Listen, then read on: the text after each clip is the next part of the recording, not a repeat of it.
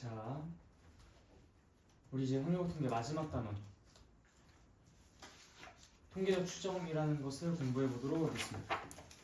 통계적 추정이 두 개의 중단원으로 쪼개져 있는데 앞부분에서는 우리가 표본이라는 것에 대해서 탐구를 하고요. 그다음 뒤에서는 그 표본을 이용해서 모집단을 추정하는 것에 대해서 공부를 합니다. 그래서 일단 여러분들이 두 가지 그 개념에 좀 집중을 해주셔야 되는데, 일단 첫 번째로 표본이라는 것에 대해서 좀 익숙해지셔야 됩니다. 표본이 무엇인가? 그리고 표본이 갖고 있는 어떤 여러 가지 통계적 특성들을 알고 있어야 돼요. 예를 들어 표본의 평균은 무엇이고, 분산은 뭐고, 표준 편차는 뭐고 등등 그러한 내용들에 대해서 공부를 할 겁니다. 그 다음에 이제 저 다음으로 넘어가서 우리가 표본 평균들을 가지고 어떤 또 통계적인 특성들에 주목을 할 겁니다. 뭐 표본 평균의 평균이라든지 표본 평균의 표준 편차라든지. 이름부터 헷갈리죠? 뭔가 좀 피읍이 많이 들어가서 발음하기도 좀 그러고요. 표본 평균, 표본 평균의 평균, 표본 평균의 표준 편차. 정말 헷갈립니다. 그래서 표본 표준 편차 뭐 이런 것들도 있고요. 그래서 이제 이런 개념들을 먼저 좀 정리를 해두고, 우리가 그 표본 평균, 표본 평균의 표준 편차 혹은 표본 표준 편차 등을 이용해서 통계적으로 추정하는 것을 해나가는 것이 이제 두 번째 단원이라고 볼 수 있겠어요. 그래서 일단 여러분이 첫 번째 단원을 온전하게 이해를 해서 표본이라는 것과 표본 평균, 표본 표준 편차 등등 이런 개념들에 대해서 먼저 잘 학습을 해주시고 난 다음에 우리가 그걸 활용해서 추정을 해야 되기에 여러분들이 첫 번째 중단원에서 학습을 하면서 보여주는 그 반응에 내가 좀 따라서 2단원을 오늘 진행을 할지 금요일로 조금 때릴지를 결정하도록 하겠습니다. 그래서 여러분들의 상태가 좀 도대체 표본이라는 게 뭐야? 라는 상태라면은 내가 이제 무리하게 두 번째 중단원까지 나가지는 않을 거고요. 다만 이제 괜찮은 것 같다 하면은 두 번째 중단원까지 좀 욕심을 부려보도록 하겠습니다. 자, 천천히 나갈 거니까 잘 한번 따라와 보세요. 이게 막 그렇게 어려운 개념은 아니야. 근데 표현과 개념 이런 것들이 좀 낯설어가지고 받아들일 때 조금 거부감이 들 수는 있어요. 천천히 갈게요. 자, 일단 여러분 다 바이블 한 번씩 보셨으니까 그거 바탕으로 한번 우리가 복습하는 식으로 진행하도록 하겠습니다. 자, 일단 첫 번째 페이지 모집단과 표본이라는 개념이 나왔어요. 자, 일단 모집단이라는 게 뭐냐면 전체 그냥 원래 오리지널 집단을 모집단이라고 합니다. 좀 갈라지네. 그러니까 예를 들어서 이제 우리가 우리 학교 학생들의 수학 점수의 어떤 좀 분포를 조사해 보고 싶어요. 근데 이제 전체 인원이 한 300명 정도 좀 되다 보니까 이 300명 한 명 한 명한테 전부 다 물어보고 다니기가 조금 그래. 그래서 뭔가 이 300명의 수학 점수의 분포 상태를 확인하기 위해 우리가 그냥 랜덤으로 그냥 한 30명 정도만 그냥 아무나 잡고서 수학 점수 물어본 다음에 그거랑 저거랑 뭐 비슷비슷하겠지 라는 생각을 바탕으로 이걸 좀 추정을 해보려고 생각을 합니다. 그래서 이제 그 300명을 전부 다 조사하는 것이 아니라 뭔가 좀 임의로 몇 명만, 그 안에 있는 그 그룹 안에 있는 몇 명만 뽑아서 좀 살펴보는 것으로 전체를 가늠해 보려고 해요. 근사적으로 우리가 좀 생각해 볼 수 있는 거잖아, 그렇지? 자, 이때 이 300명이 모집단이고요. 내가 뽑아서 관찰하고자 하는 그 30이 표본이라고 보시면, 30명이 표본이라고 보시면 돼요. 그리고 이제 이 전체, 이 300명을 다 조사하는 것을 전수조사라고 이야기를 하고요. 그 다음 그 밑에 대상의 일부를 조사하고 하면서 이제 노란색 형광 쳐져 있는 부분이 있죠. 이 방법, 즉 30명을 조사하는 방법을 표본조사라고 이야기를 한다는 겁니다. 자, 그래서 벌써 4개 개념이 나왔어요. 일단 모집단이 뭐죠? 이 전체 300명의 학생, 그리고 표본이라는 것은요, 내가 300명 다 조사하기 힘드니까 그 중에 일부만 뽑아서 조사하겠다고 할 때 그 일부, 그 집단을 표본이라고 합니다. 이 전체 오리지널 300명을 모두 다 조사한다고 할 때, 즉 모집단을 전부 다 조사한다고 할 때는 이걸 전수조사라고 이야기를 하고요. 이 표본만을 조사할 때는 표본조사라고 이야기를 합니다. 자, 그래서 이제 우리가 표본 조사를 통해서 이 모집단의 어떤 분포 상태라든지 그런 것들을 추정하는 것, 예를 들어 평균이 무엇인지 아니면은 어디서부터 어디까지의 확률이 얼마가 되는 등등 그런 것들을 이야기를 하는 것을 우리가 통계적 추정이라고 하는데, 통계적 추정이라는 것을 하기 위해 이 표본 조사를 적극적으로 활용을 할 생각인 겁니다. 무슨 말인지 이해되시죠? 네, 좋아요. 그럼 우리가 이제 여기에서 이번 단원에서 통틀어서 집중을 해주셔야 될 것이, 그럼 도대체가 이제 목평균, 모표준 편차 등등 이런 모집단의 분포 상태랑 이 표본의 분포 상태랑 도대체 무슨 관련이 있는가, 이런 것들에 조금 집중을 하면서 살펴봐 줘야 되겠다라는 생각이 드시죠, 그렇죠? 네. 그래서 일단 첫 번째 페이지 그렇게 우리 지금 4개의 개념을 공부를 했고요. 자, 그다음 다음 페이지 넘어갑시다. 임의 추출이라는 개념이 있어요. 임의 추출. 임의 추출, 임의라는 게 무슨 말인지 알잖아. 임의라는 것이 뭐죠? 내가 뭐 어떤 의도를 갖고서 뽑는 건가요? 그게 아니죠. 랜덤하게 뽑는 겁니다. 랜덤하게. 그냥 진짜 내가 누굴 뽑을지는 몰라. 그냥 아무나 그냥 눈 감고 뽑는 거야. 그게 이제 임의 추출인 거죠. 그래서 이제 저 밑에 노란색 형광펜 쳐져 있는 부분 봅시다. 모집단의 특성이 잘 반영되도록 하기 위해서는 추출되는 표본이 모집단의 특정 부분에 편중되지 않아야 된다. 그러니까 어디 한쪽에 쏠려 있으면 안 된다는 거야. 예를 들어 우리가 뭐 대통령 후보를 조사하려고 해. 그런데 막 귀찮다고 서울 밖에 나가는 것까지 뭐 굳이 할 필요 있나? 하고서 서울의 특정 지역에서만 이제 어떤 사람들을 그냥 한 랜덤으로 한 100명 뽑아가지고 물어봐. 야, 그러면 그게 정확한 표본이라고 할 수 있겠어요? 아니, 저 경상도에 사는 친구도 있고, 저기 전라도에 사는 친구도 있고, 강원도에 사는 친구도 있고, 충청도에 사는 친구도 있고, 경기도에 사는 친구도 있는데, 그 사람들의 어떤 그 지역적 특성까지도 다 반영을 해줘야 되는데, 그런 것들도 다 반영 안 하고 서울에 있는 어떤 한 지역에서만 그걸 뽑는다면은, 이거는 우리가 그 특성을 정확하게 다 반영하고 있다고 볼 수가 없죠. 표본은 가장 이제 이상적으로는 모집단의 특성을 가장 잘 반영한 상태여야 하기 때문에 우리는 그렇게 한쪽에 편중되지 말아야 합니다. 그래서 임의 추출, 그러니까 아무거나 랜덤으로 눈 감고 뽑는, 뭐 예를 들어서 우리 대한민국에 사는 모든 그 사람들의 어떤 목록 리스트가 있다고 한번 생각해 봅시다. 그럼 이제 그 리스트에서 내가 눈 감고 그냥 하나 탁 뽑는 거야. 그랬더니 이제 갑자기 전라도에 사는 김아무개 씨, 또 한 명을 딱 뽑아. 충청도에 사는 뭐 박아무개 씨, 뭐 이런 식으로 이제 한 명씩 뽑는 거죠. 그렇게 해서 100명을 뽑아서 조사한다면, 그럼 그거는 임의 추출, 즉 이상적인 표본에 상당히 근접하다라고 이야기를 해볼 수 있겠다라는 거지. 이해됐죠? 자, 그러면은 이제 우리가 뭐 이그젬플 한번 봅시다. 뭐 한강의 수질 오염도 조사, 뭐 공장에서 생산된 제품의 수명 조사, 이런 것들은 뭐 사실 전수 조사를 하기가 어렵거나 전수 조사를 하면 망하는 경우들이 많죠. 뭐 예를 들어서 내가 이제 전구를 만드는 어떤 공장 사장님이야. 근데 이 전구의 어떤 그 수명을 조사하려고 해. 평균적인 수명을. 그럼 모든 전구를 다 불이 나갈 때까지 켜놔요? 그럼 뭐 뭘 팔 거야 그러면? 그러니까 이제 그런 상태에서는 그런 거 못 하잖아, 그렇지? 그때는 이제 어쩔 수 없이 표본 조사를 하는 거고요.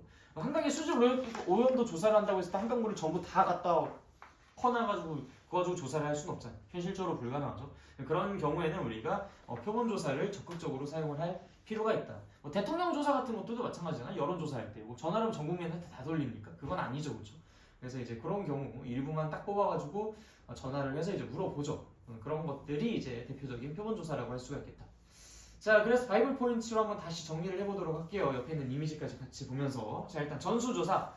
전수조사는 모집단 전체를 다 조사하는 것이 전수조사였죠. 표본조사는 표본만 특정 딱 뽑아가지고 조사하는 게 표본조사였고요. 모집단은 당연히 오리지널, 첫 번째 그 전체 집합을 이제 모집단이라고 하고요. 표본은 내가 이제 이만큼만 골라서 뽑아서 살펴봐야겠다라고 하는 그 집합을 표본이라고 이야기를 합니다.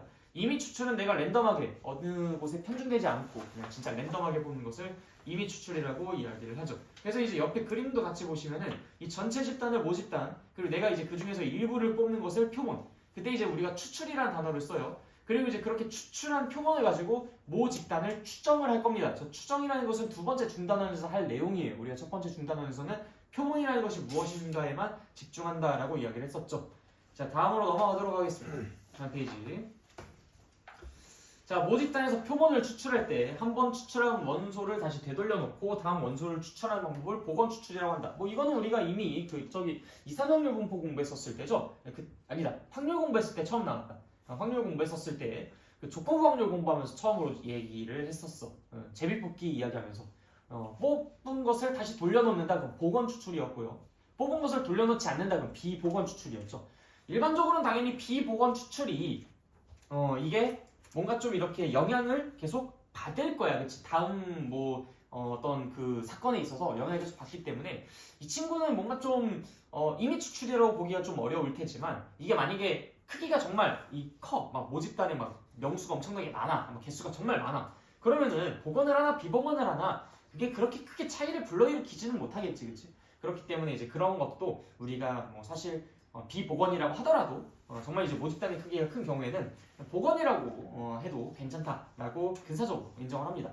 어쨌든 결국 우리가 추정을 하는 거잖아. 추정을 하는 것은 근사적인 것을 이제 원하는 거고, 근사적인 것을 원하는데 그렇게까지 정교하고 정확할 필요까지는 없어요. 물론 이제 정확할 수 있는 부분은 상당히 정확하게 해주시는 게 좋지만 어느 정도 포기해야 될 부분들은 좀 포기하고 가시는 것이 좋다. 어차피 추정이기 때문에 우리는 빠르고 간결하게 해주시는 게 가장 이상적이에요.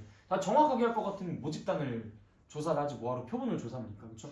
표본을 조사하는 것은 모집단을 조사하는 것보다 훨씬 더 효율적이고 빨리 하려고 하는 것이기 때문에 이런 정도의 사소한 그 뭐랄까 오차 같은 것들은 쉽게 무시하는 경향이 있습니다. 이 모집단을 추정할 때는요.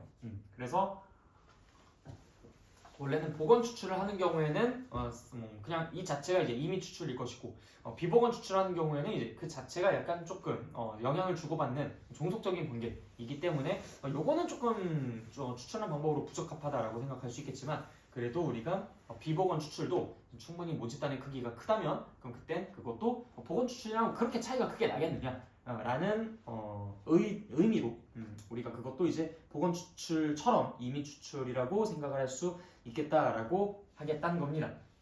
이 그래프는 그냥 뭐 쓱 살펴보시면 되고요. 자, 이제 본격적으로 표본에 대한 이야기가 나옵니다. 자, 여기서부터는 이제 내가 좀 칠판에다 쓰면서 가도록 할게요.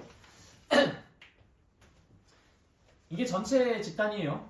이 중에서 내가 어떤 일부를 뽑아서 조사를 하겠다라고 합니다. 이게 이제 모집단, 이게 표본이죠. 자, 당연히 이제 이 모집단의 평균과 분산과 표준 편차는 너네가 이미 지금까지 늘 구하고 있었어요.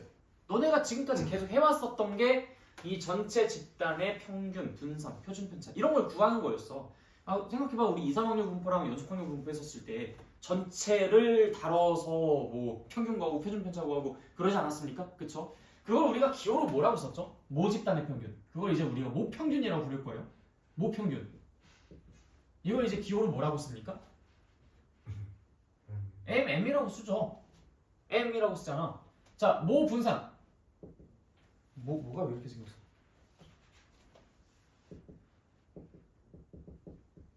이건 이제 뭐라고 표현을 합니까?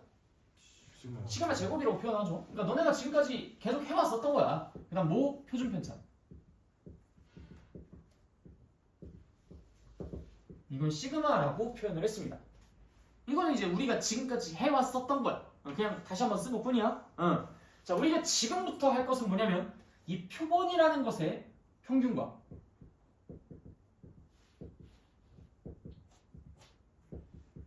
그 다음에 표본 분산 그 다음 표본 표준 편차 이 세 개 개념에 대해서 일단 조사를 해볼 거야. 간단하죠? 야, 이 전체에 대해서도 M 시그마 제곱 시그마를 구했는데 야, 요만큼에 대해서 M 시그마 제곱 시그마 물론 이제 같은 기호를 쓰진 않지만 평균과 분산과 표준 편차를 일어서서 들어. 자, 평균과 분산과 표준 편차를 우리가 구하는 것은 사실 이 모집단에서 구하는 것보다 훨씬 더 쉽겠죠. 그렇죠? 네, 그래서 오늘 이 표본 평균, 표본 분산, 표본 편차가 이제 표본 표준 편차가 무엇인지를 좀 논의해 보도록 하겠습니다. 자, 일단 이 표본이라는 것은 잠깐만. 내가 근데 표본하면서 얘기를 안 하고 넘어간 게 있네. 미안해. 여러분들 얘기 하나만 더 추가했겠어요.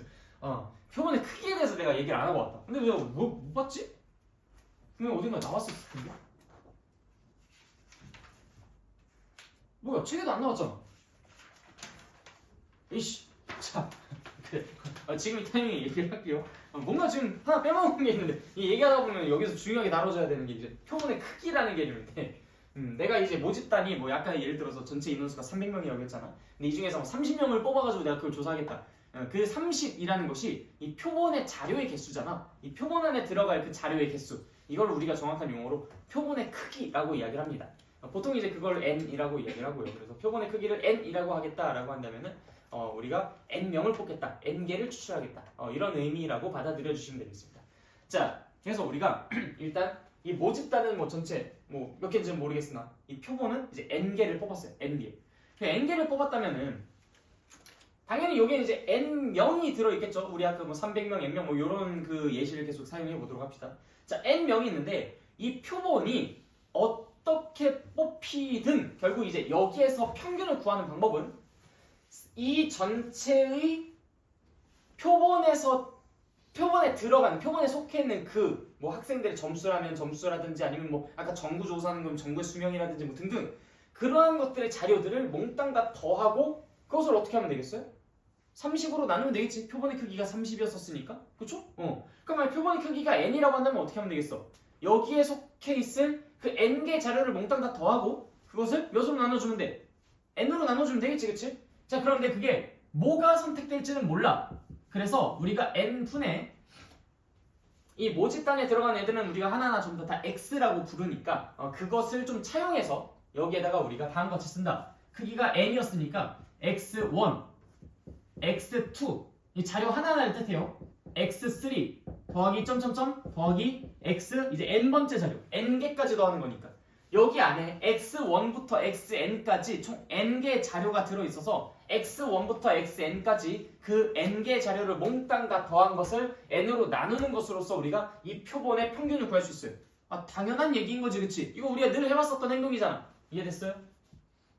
그러니까 30명의 자료를 모두 다 더한 다음에 그 성적을 모두 다 더한 다음에 30으로 나누는 상황이라고 볼 수 있는 거예요. 여기까지 이해됐어요? 오케이, 좋아. 자, 그 다음에 우리가 분산 구할 때는 어떻게 구하나? 분산 구할 때 여기 있는 이 아이들의 평균을 일단 먼저 구했습니다. 그리고 그 평균과 그 각각의 자료들 사이의 차이를 구한 다음에 이걸 우리가 뭐라고 불렀죠? 편차라고 불렀죠. 그것들을 제곱하고 그리고 그 제곱한 것들의 평균을 구했죠. 그렇죠? 자, 그럼 우리가 똑같이 한번 해봅시다. 똑같이 그 방법을 그대로 사용해서 자, 이 표본 평균을 우리가 이렇게 표현을 했는데 이건 뭐 m이라고는 쓸 수 없고 얘는 분명히 다르니까 그래서 얘를 나타내는 새로운 표현을 새로운 기호를 하나 만들어낼 겁니다. 그게 바로 뭐냐면 x바라는 거예요. x바? x바? 왜 하필 문자로 이렇게 놨지? 당연히 문자로 놓을 수밖에 없죠. 왜냐면 봐봐요. 여러분들이 표본을 여기서 뽑나 여기서 뽑나 여기서 뽑나 그 표본의 평균이 계속 언제나 일정합니까? 그건 아니죠. 그렇죠? 표본을 내가 어디서 어떻게 뽑는지에 따라서 이 표본 평균은 늘 달라질 거야.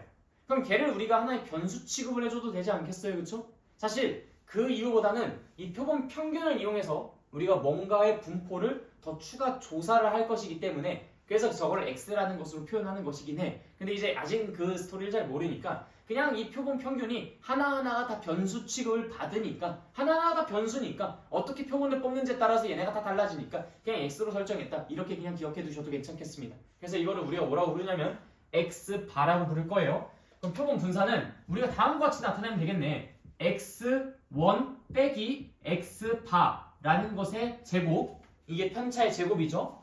플러스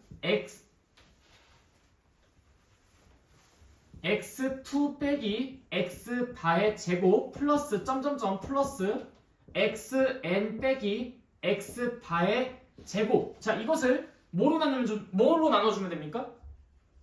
몇 개야 이거? n개잖아. 그럼 당연히 뭐로 나눠주면 돼?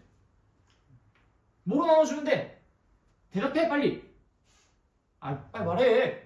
n으로 나눠주면 되잖아. 이게 표본 분산이잖아. 그치? 그쵸? 근데 여러분들이 이미 책을 보셨으니까 이 대답을 하기가 좀 껄끄러웠겠지. 이게 아니라는 걸 아니까. 자, 여기에서 이게 n이 아니라 n-1이라는 것으로 써야 한다라고 이야기를 하고 있습니다. 그럼 이제 우리는 여기서 당황스러운 거야. 아니 도대체 왜? 아니 우리가 늘 분산 구할 때는 편차의 제곱의 평균을 구하라고 해서 당연히 편차의 제곱을 다 더한 다음에 n으로 나눠주면 그것이 분산이었기에 우린 당연히 지금도 n으로 나눠줘야 될 것 같은데 얘를 왜 n-1로 나눠주는 건데? 라고 불만이 생길 수 있어요. 당연한 불만인 거야. 심지어 나는 이것 때문에 모의고사 하나 틀렸어. 젠장. 아니 표본을 100개를 뽑겠다고 100개의 어떤 자료를 표본으로 뽑겠다고 해서 그 표본의 표준 편차를 구하래. 그래서 나는 연락에 구했지. 다 이렇게 해가지고 해서 100으로 나눠가지고 그 1부터 5번까지 선지 중에서 이제 있었는데 이제 거기서 그거 골랐지. 근데 이제 거기서 답이 그게 아니었던 거야. 뭐 99분해래. 그래서 도대체 왜 99분해인데 내가 이 부분 대충 공부한 거더라고. 100분해가 아니라 99분. 근데 그때 이후로 난 한 번도 그런 유형의 문제를 본 적이 없는데 내가 고등학교 2학년 때 그때 한번 모의고사에 나오고 3학년 때인가? 3학년 때였던 것 같다. 아무튼 어쨌든 이게 뭐 문제화로 그렇게 출제가 되지는 않긴 한데 그때 이후로는 한 번도 못 봤으니까. 근데 이제 이게 n은 아니고 n-1이다라는 것을 여러분들이 꼭 기억을 해주셔야 되긴 합니다. 자, 근데 이 이유가 왜 그러냐면요. 우리가 이 모집단을 조사를 하려고 하는데 이 표본의 분산과 표준 편차는 사실 이 모집단의 분산과 표준 편차를 뭐랄까 대체로 좀 사용하기 위해서 우리가 얘를 활용할 거야. 이 모집단의 분산과 표준 편차랑 이 표본의 분산과 표준 편차가 상당히 관련이 있다라는 것을 우리가 나중에 공부를 하게 될 텐데 그때 그 사실을 이용하기 위해 최대한 그 값을 서로 비슷하게 하기 위한 어떤 인위적인 조작이라고 생각하시면 돼요. 그러니까 왜 이게 꼭 그러면 n-1이어야 되냐? n-2는 왜 안 되냐? 왜 n+1은 안 되냐? 왜 하필 n-1이냐? n-1이 왜 n보다 그게 더 가깝다고 할 수 있겠느냐? 뭐 이런 여러 가지 질문들이 나올 수 있다는 거 아는데 그거는 정말 내가 이거 물어봤어. 그 통계학 공부하는 그 통계학과에 다니는 친구가 있길래 야, 뭐 언제 배우냐 했더니 우리 아직 배우지도 않았어. 이러더라고. 어제 배웠는데 내가 선배한테도 물어봤는데 4학년 정도쯤 전공 과목 공부할 때 그때서야 나오는데 이러는 거야. 그러니까 이건 우리가 관심 안 가져도 됩니다. 왜 n-1인지에 대해서는 관심 안 가지셔도 돼요. 그냥 n-1로 하면은 근사적으로 훨씬 더 가까우니까 그렇게 하겠다라고만 받아들여 주시면 됩니다. 우리한테 이걸 직접 구하라고 그렇게 많이 요청하지도 않을 건데 그래도 꼭 알아는 두십시오. 나처럼 괜히 한 문제 틀리지 마시고. 그때 그거 3점짜리 문제였는데 젠장. 아무튼 그래서 이제 표본 분산은 다음과 같이 n으로 나눠주는 게 아니라 n-1로 나눠준다라는 것을 이제 꼭 기억해 주시고요. 그럼 당연히 이제 여기서 표본 표준 편차는 내가 이 값을 구해낼 수 있었다면 그럼 당연히 그것의 루트를 취해 주시면 되겠죠. 무슨 말인지 알겠지? 그리고 이 표본 분산은 이 x바처럼 기호가 있는데 얘는 이제 s라는 것의 제곱이라고 쓰고요. 이 표본 표준 편차는 s라고 표현을 합니다. s는 당연히 위에 있는 식을 양의 제곱근 1태고요. 자, 일단 여기까지 다 이해되십니까? 네, 좋아요. 자, 우리가 모 평균, 모 분산, 모 표준 편차는 지금까지 늘 구해왔었던 것들 내가 행동했었던 것들을 그냥 그대로 시끄러워. 자, 우리가 지금까지 해왔었던 것들을 그냥 그대로 해주시면 되고요. 표본 평균, 표본 분산, 표본 표준 편차도 우리가 그 표본 내에서 평균과 분산과 표준 편차를 구해주면 되는데 이 표본 평균은 우리가 x바라는 기호로 사용해서 나타내준다라는 건 그것만 잘 기억해 주시고요. 저걸 이용해서 우리가 앞으로 해야 할 것들이 굉장히 많습니다. 그 다음 표본 분산은 우리가 이 모분산을 구하는 방법과 똑같이 하다간 큰일 난다. 왜냐면은 이제 여기에는 인위적인 조치가 들어갔으니까 n으로 나누는 것이 아니라 n-1로 나눈다라는 것을 꼭 기억해 주십시오. 그다음 표본 표준 편차는 당연히 그것의 양의 제곱근인데 그것을 기호로 우리가 s, 대문자 s로 표현을 할 겁니다. 그래서 이제 s, 얘는 그럼 s 제곱이라고 표현을 할 수 있겠죠. 자, 여기까지 일단 다 약속 이해되십니까? 네, 좋아요. 자, 저 뒤로 넘어가 봅시다. 예를 들어 0, 2, 4, 6의 숫자가 각각 적힌 하면서 이제 예시 나와 있는 거 있죠? 그 옆에 이제 주머니 하나 들어있고요. 자, 예를 들어 0, 2, 4, 6의 숫자가 각각 적힌 4장의 카드가 들어있는 주머니가 있다고 합시다. 이 중에서 한 장의 카드를 꺼낼 때 카드에 적힌 수를 확률변수 x라고 하면 x는 이제 다음과 같이 확률분포표가 만들어지겠죠. 자, 여기서는 우리가 같이 한번 쓰면서 보도록 합시다. x가 0, 2, 4, 6 당연히 하나씩 들어있으니까 당연히 그때 확률은 4분의 1, 4분의 1, 4분의 1, 4분의 1 이렇게 될 겁니다. 자, 근데 내가 여기서 평균 구하면 어떻게 돼요? 0, 이건 2분의 1, 2분의 3 다 더하면 3인가? 그쵸? 네. 이때 평균은 3이 나오고요. 모 평균이죠. 그 다음 모 분산은 어떻게 구합니까? 제평평제 뭐 다 제곱하고 그 다음 그거 이렇게 평균 내고 그러니까 거기서 이제 평균의 제곱을 빼주시면 되죠. 그쵸? 자, 그러면 0, 4, 8, 36 그럼 뭐 이건 0이고요 4에다 4분의 0 하니까 이제 1 그 다음에 16에다 4 하니까 4 이건 9가 되겠죠? 1, 4, 9 나 잘 계산한 거 맞냐? 1, 4, 8 1, 4, 9 얼마예요 그러면? 14? 네, 14죠 14 14에서 평균의 제곱 9를 빼니까 5 네, 이때 이제 모 분산은 5가 나오네요. 시그마 제곱. 그럼 당연히 이제 시그마는 루트 5가 되겠죠. 자, 이게 각각 우리가 구한 모평균, 모분산, 모표준 편차입니다. 그렇죠? 뭐 이건 우리가 늘 해왔었던 것들이요.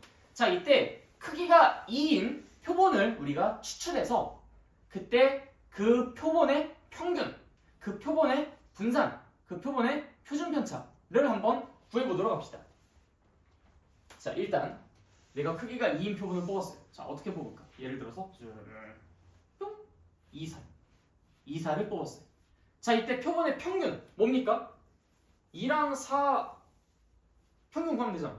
2랑 4. 그쵸? 표본의 평균 얼마야? 2랑 4. 2랑 4의 평균이 뭐야? 3이잖아. 이분 저기요. 네. 3이죠. 그다음 여기서 이제 여기서 이제 표본의 분산, 표본의 표준 편차. 20대로 하면 되잖아. 2에서 3을 뺀 것의 제곱, 4에서 3을 뺀 것의 제곱, 그 다음에 더한 다음에 그걸 나누기 얼마? 크기가 2니까 1로 나눠주면 되는 거예요.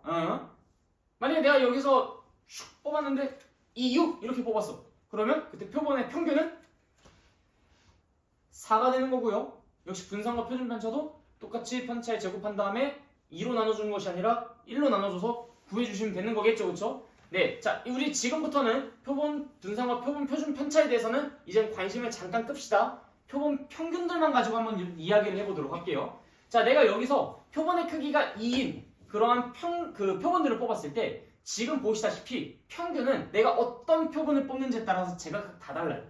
아까 2랑 4를 뽑았을 때는 표본 평균이 3이었고요. 2랑 6을 뽑았을 때는 표본 평균이 4였습니다. 그럼 0이랑 4를 뽑았을 때는 2가 되겠고요. 0이랑 6을 뽑았을 때는 또 3이 되겠죠. 자, 이처럼 내가 표본의 크기가 2인 표본을 뽑으면은 그렇게 다 내가 어떻게 표본을 뽑든지 간에 그들끼리 일반적으로 표본의 평균은 다를 수밖에 없어요. 그런데 그 표본의 평균들이 도대체 어떤 분포를 갖고 있는지 그거를 한번 우리가 좀 따져보도록 합시다. 자, 여기서 표본을 두 개, 표본의 크기를 두 개가 되도 표본의 크기가 2가 되도록 두 개의 자료를 뽑게 되면은 결국에는 어떤 것들이 나올 수 있냐면 00, 02, 04, 06, 20, 22, 점점점에서 66까지 모두 도합 몇 개가 나오겠어요? 4 곱하기 4, 16개가 나오겠죠. 그게 지금 표로 책에 저렇게 표현이 되어 있습니다. 0246, 0246, 00이 나오는 거 0, 그다음 02가 나오면 평균은 1 해서 이제 이 표화에 적혀 있는 것들은 이제 표본 평균을 적어 놓은 거죠. 그래서 x1이 0, 2, 4, 6이고 x2가 0, 2, 4, 6일 때 쓱쓱쓱쓱 자, 00이 나올 때 평균은 0이고 02가 나올 때 평균은 1이고 04가 나왔을 때 평균은 2이고 06이 나왔을 때 평균은 3이고 그 다음 20이 나왔을 때 평균은 1이고 22가 나왔을 때는 2고 그 다음 이거는 3이고 이건 4고 그 다음 40이 나왔을 때는 2고 3이고 4고 5고 그 다음에 0이 나왔을 땐 3이고 4고 5고 6이고 이게 지금 여기 쫙 다 적혀 있는 거예요. 이게 지금 전부 다 표본 평균들인 거죠. 어때? 정말 다채롭게 나오죠? 어떻게 표본이 선택되는지에 따라서 표본 평균은 지금처럼 다 다양하게 나옵니다. 이렇게 총 16개의 표본이 나왔어요. 이 16개 표본 평균을 한번 구해봅시다. 말이 좀 이해되시나요? 이 표본 평균의 평균 0, 1, 2, 3, 1, 2, 3, 4, 2, 3, 4, 5, 3, 4, 5, 6이라는 이 16개의 평균을 한번 구해보자. 그럼 어떻게 나오겠습니까? 평균이 자 0, 하나, 1은 2개, 2는 3개, 3은 4개, 4는 3개, 5는 2개, 6은 하나. 얼마야? 그럼 계산해보면 자 일단 0, 2, 6, 그 다음 12, 12, 16까지 얼마야? 계산해보면 48 아니에요?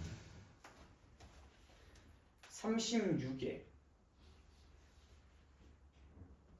48 48이 나오네요. 자 48 이걸 뭐로 나눠야 돼? 16개니까 16 3이 나왔어. 근데 3 어디서 좀 본 숫자인데? 모평균산? 우연인 걸까? 우연은 아닌 것 같기도 하고 우연인 것 같기도 하고 그래서 이제 이 친구가 지 혼자서 자 표본의 크기가 3인 것도 내가 한번 뽑아봤어 라고 하면서 그 다음 표에다 또 제시를 합니다. 273페이지에 좀 밑에 얘가 직접 해봤어요. 우리는 자신 없으니까 하지 맙시다. 네. 이렇게 해서 봤더니 그 표본 평균의 평균을 구해보니 그건 역시도 3이 나왔다고 합니다. 그래서 우리한테 은근슬쩍 뭐라고 이야기를 하냐면 야! 이 표본 평균들을 내가 평균 내봤거든? 근데 그 표본 평균들을 평균 내봤더니 신기하게도 무평균이 나오더라? 라는 이야기를 합니다. 자, 다시 뭐라고요? 표본 평균의 평균. 표본 평균의 평균. 즉 한마디로 우리가 그것을 이 x바라고 쓸 수가 있죠. x바의 기대값, x바의 평균. 자, 그것은 뭐가 나온다? 뭐가 나온다? 우리 방금 뭐가 나온다는 걸 확인했어. 모평균과 똑같은 m이 나온다라는 것을 지금 얘가 우리한테 여러 가지 예시를 통해서 말해주고 있고요.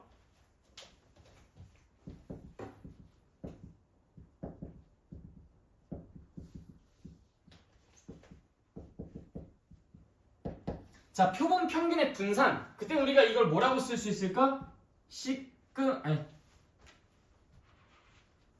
v x 바죠.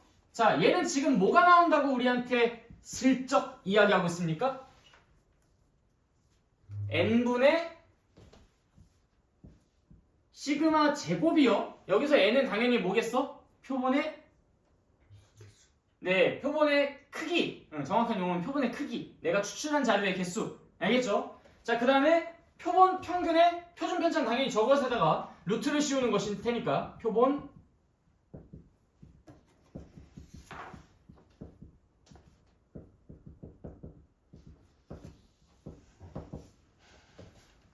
시그마 x 바라고 쓸 수 있고요. 자, 이것은 당연히 여기다 루트를 씌우는 거니까 루트 n분의 시그마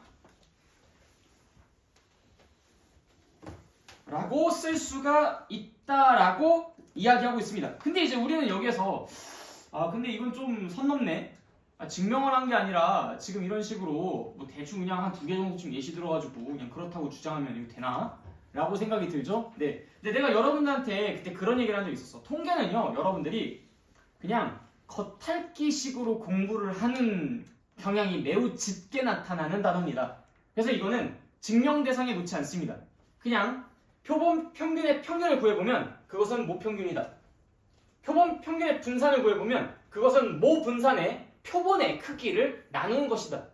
표본 평균의 표준 편차는 당연히 이 표본 평균의 분산을 구했으니까 그것의 뭐 양의 제곱근. 그래서 이제 원래 모표준 편차의 루트 n배다 라고 알려져 있다라고 인정만 해주시면 돼요. 무슨 말인지 알겠지? 이것의 증명 대상은 여러분들의 학습 목표가 아닙니다. 그래서 모평균, 모분산, 모표준 편차, 표본 평균, 표본 분산, 표본 표준 편차, 표본 평균의 평균, 표본 평균의 분산, 표본 평균의 표준 편차. 이렇게 총 9개의 개념이 전부 다 각각 무엇을 지칭하는지, 어떻게 구하는지, 그게 얼마인지 그것을 정확히 인지만 하고 있으면 됩니다. 이게 일단 우리가 두 번째 중단원을 공부하기 위한 사전 작업이에요. 그래서 이런 것들을 구하는 방법을 모른다든지 얘네가 지금 이렇게 계산된다는 것을 모른다든지 하면은 다음으로 넘어갔을 때 의사소통이 불가능해서 더 이상 진행할 수가 없습니다.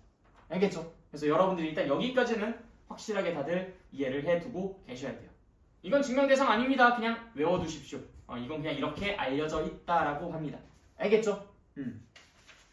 물론 이제 얘가 그 다음 페이지에서 그 궁금해하실 여러분들을 위해서 슬쩍 이제 뭔가를 써놓긴 했어요. 뭐 다음 페이지 274페이지, 275페이지인가. 네, 개념 확장하기. 뭐 그 파트를 이제 보시고 뭐 이해를 해보셔도 상관없지만 일단 우리가 그것까지 욕심내서 다루진 않겠습니다. 관심을 가지지 않으셔도 괜찮으니까요.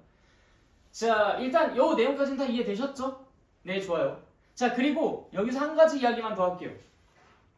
우리가 아까 전에 이 표본의 크기가 2인 것만 추출을 해봤는데도 아까 봐봐요. 자료가 4개가 있었어. 0, 2, 4, 6. 근데 이 4개에서 표본의 크기가 2인 것만 추출해봐도 갑자기 이게 표본이 모두 몇 개가 나왔어요? 16개가 나왔지, 그치? 근데 내가 만약에 이 모집단의 이 원소가 좀 더 많아. 뭐 예를 들어서 우리 아까 전에 그 300명 그 한번 그 수학 점수 조사하는 그 상황 한번 다시 꺼내볼까?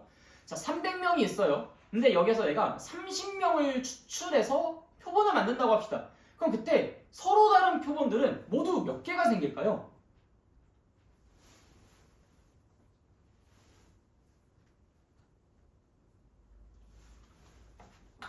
어마어마한 숫자가 나옵니다. 몇 개가 생기겠어요, 당연히? 내가 복원 추출로다가 그냥 뽑는다고 생각해 봅시다. 330제곱. 맞아요. 300의 30제곱입니다. 그 300명 학생에서 내가 30개 표본을 뽑겠다고 했을 때 서로 다른 표본으로서 나올 수 있는 조합이 300의 30제곱이에요. 상상이 되세요? 이게 300의 30제곱이라는 숫자가? 상상 안 되시죠? 이게 진짜 뭐 공이 몇 개가 붙는 겁니까? 기본적으로 지금 300의 30제곱이니까 공 2개에다가 저기 뒤에 그 뭐 우리가 30제곱이니까 30 아니 60개는 붙고 3에 또 10제 몰라. 엄청나게 많이 붙겠죠. 진짜 상상조차 할 수 없을 정도로 큰 숫자입니다. 그러면 당연히 그 많고 많은 자료들은 뭐를 따르겠어요? 뭐를 따르겠습니까? 우리 앞에서 공부했잖아. 정교분포를 따릅니다. 만약에 이 X라는 이 모집단이 애당초 정교분포를 따른다면 이 표본의 크기에 상관없이 걔는 무조건 정교분포를 따라요. 근데 만약에 이 모집단이 정교분포를 따르지 않는 아이라 할지라도 표본의 크기가 꽤 크다면 그럼 그 친구는 반드시 정교분포를 따릅니다. 그럼 어느 정도가 꽤 크냐? 그때도 한번 말씀드린 적이 있죠. 한 30 정도쯤만 되면 꽤 크다고 생각합니다.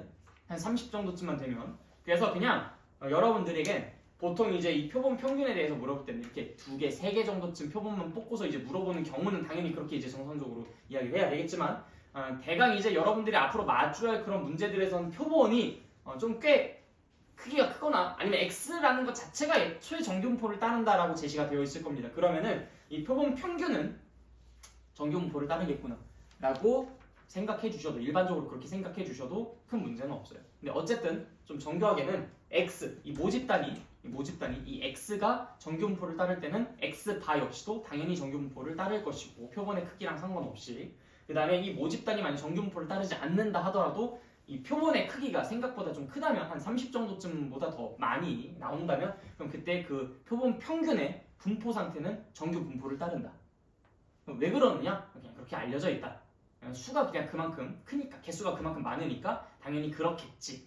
이 친구가 그래서 표본의 크기가 2인 상태랑 표본의 크기가 3인 상태를 그래프로 위에다 그려준 거예요. 어때요? 생각보다 꽤 종 모양으로 나오지 않습니까? 이거 그냥 이렇게 우리한테 거짓말 치는 게 아니라 진짜 이렇게 나와요. 네. 표본의 크기가 5만 되더라도 진짜 확실한 종 모양처럼 나옵니다. 아무튼 그래요. 그래서 274페이지까지 일단 먼저 공부를 해봤어요. 그래서 여러분들이 어때? 좀 보니까 이 9개 개념이 다 구분이 될 것 같아요? 상태가 별로 좋지가 않네.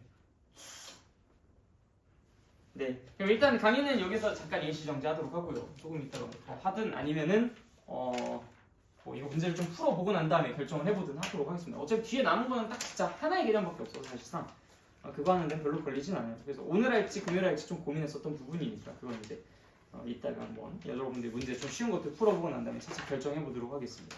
강의는 중단할게요.